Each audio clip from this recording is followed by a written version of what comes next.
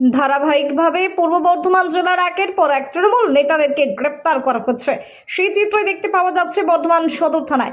এদিন দেখা গেল বর্ধমান উত্তরের ১ নম্বর ব্লকের আইএনটিটিইউসি ব্লক সভাপতি রানা ভট্টাচার্যকে বর্ধমান থানার পুলিশ জিজ্ঞাসাবাদের পর তাকে গ্রেপ্তার করে আদালতে নিয়ে যায়। তার সাথে সাথে দেখা গেল বর্ধমান শহরের ১৯ নম্বর ওয়ার্ডের কাউন্সিলরকে। রাজ্যের মধ্যে বিজেপির সরকার আসার ফলে তৃণমূলের ছোট থেকে বড় সব ধরনের নেতাদের ফাইল খুলে তাদেরকে জেলে ঢোকাবার কাজ জোর কদমে চলছে। আমরা দেখব সেই চিত্র, দেখুন আপনারা।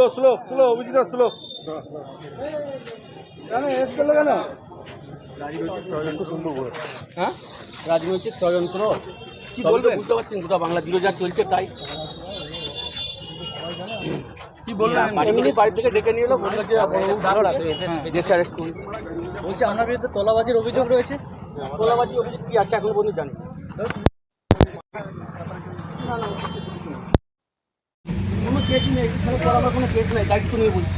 দাদা, আপনার সঙ্গে আর কাউকে অ্যারেস্ট করেছে না আপনি একা? না না, আমি আছি। একদিকে বস, একদিকে বস, একদিকে বস, একদিকে বস, একদিকে বস, সুবিধা হবে।